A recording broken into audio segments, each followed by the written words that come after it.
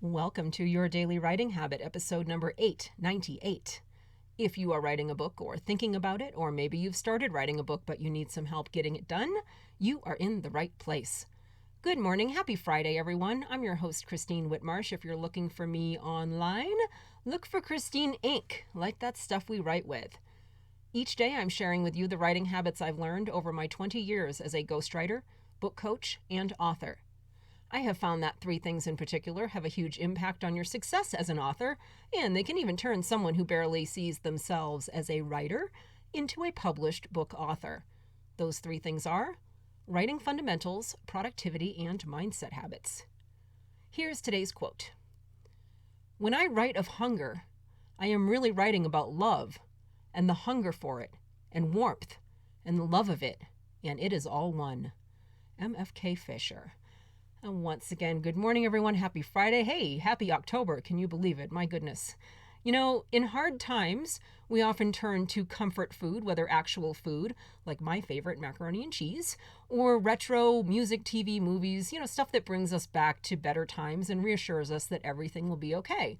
That's why here on the show on Fridays, I'm calling it Comfort Food Fridays, where each week I bring up some element of what I consider to be a comfort food book or TV show, movie, idea, pop culture element, something related to what I consider to be comfort food. So here is this week's Comfort Food Friday morsel.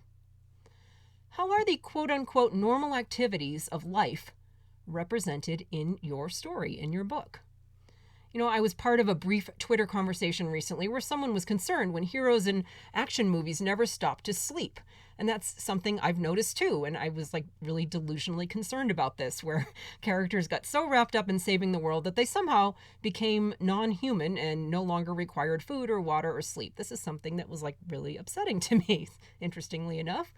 Now, I'm not suggesting, writing-wise, that we need to halt entire storylines so our characters can eat and drink and sleep and take a shower and brush their teeth and floss and do all the things.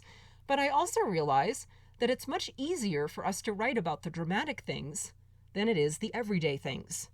Like a character coming home from shopping, entering their apartment and putting groceries away. Sometimes the ordinary stuff, it just sounds weird when you write it, you know what I mean? But to reiterate my question for you today, how are such activities of daily life represented in your story? Is eating a source of annoyance for your characters?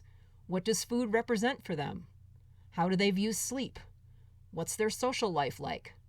Do they have certain objects in their home that give them a sense of safety or security, kind of like a security blanket? Do they have a song that calms them down or one that fires them up? What does their emotional home base, so to speak, look like outside of the events of the story? What's their comfort food? Now, like much of your character development work, these are things that might never make it into your story. But if you know them, if these little life tidbits are tucked away in the back of your writing brain, when something does come up, maybe in a scene, an opportunity to make the quote-unquote normal just a little bit more interesting because of these details, you will be thankful that you thought about them.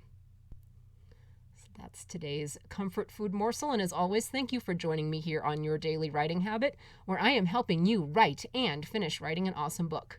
And be sure and drop by my Inc. Authors group on Facebook for motivation, accountability, book writing, publishing, resources, and more. Until tomorrow, happy writing.